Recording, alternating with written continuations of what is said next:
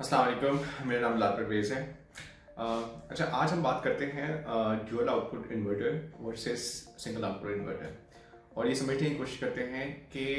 क्या हमें वाकई में ड्यूअल आउटपुट इन्वर्टर लेना चाहिए या नहीं। तो अब समझना हमको ये है कि ये जो ड्यूअल आउटपुट के इन्वर्टर्स हैं इसको हम क्यों परचेज़ करें या हमें परचेज़ करना भी चाहिए या नहीं करना चाहिए। पहले तो ड्यूअल आउटपुट को समझ लें। ड्यूअल आउटपुट का मतलब ये है कि इन्वर्टर से दो आउटपुट जाएंगे। एक आउटपुट हैवी लोड्स के लिए जाएगा और एक आउटपुट लो लोड्स के लिए जाएगा। लो लोड्स में हम पंखे, नॉर्मल लाइट्स को शामिल कर लेते हैं और हाई लोड में हम मोटर, एसी वगैरह को शामिल कर लेते हैं। ड्यूअल आउटपुट के जो इन्वर्टर्स हैं उनमें ये कैपेबिलिटी होती है कि जब कभी भी आपकी लाइट जाए, यानी ग्रिड की लाइट वापस या इलेक्ट्रिक की लाइट जाएगी, तो वो बैटरी को सेव करने के लिए बैटरी के एक खास लेवल पे आने के बाद बैटरी को कट ऑफ कर देंगे from heavy load, which means कि अगर आपका की है कि इलेक्ट्रिक की लाइट नहीं आ रही, लोड शेडिंग हुई हुई है और आप सोलर से एनर्जी ले रहे हैं या बैटरी से एनर्जी ले रहे हैं और सिस्टम ने ये नोट किया कि बैटरी की एनर्जी अब कम हो रही है, तो वो हैवी लोड्स को बंद कर देगा ताकि आपका जो लाइट लोड है यानी पंखे और लाइट्स हैं वो ज़्यादा देर तक चल सकें। तो ये तो काम हो गया, पर्पस हो गया आपका जो ड्यूअल आउटपुट है उसका। इसके बरक्स जो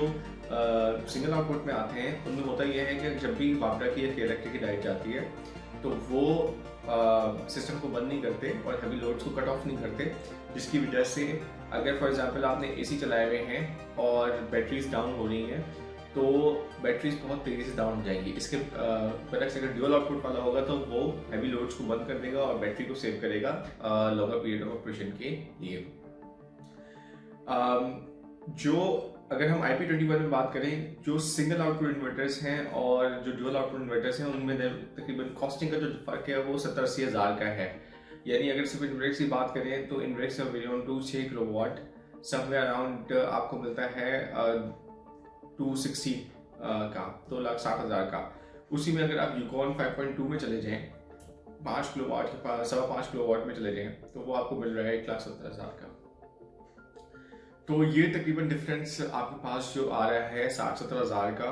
ये सिर्फ ड्यूअल आउटपुट के होने की वजह से आ रहा है, बाकी तमाम चीज़ें सेम हैं। अब आपको ये देखना है कि आपका घर किस तरह से चल रहा है या आपकी सिचुएशन क्या है। अगर तो आपकी सिचुएशन ये है जहाँ पे लोड शेडिंग बहुत कम होती है,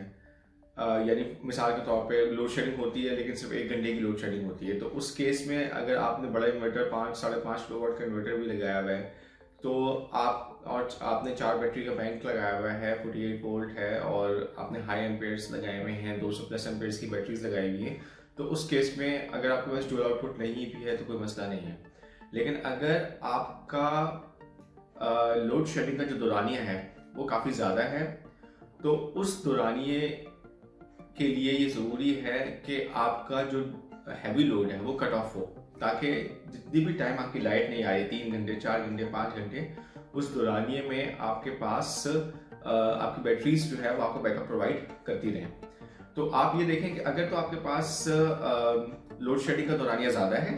तो आप ड्यूअल आउटपुट पे जाएं, और अगर आपका लोड शेडिंग का दौरानिया आपका ज़्यादा नहीं है तो आप जाएं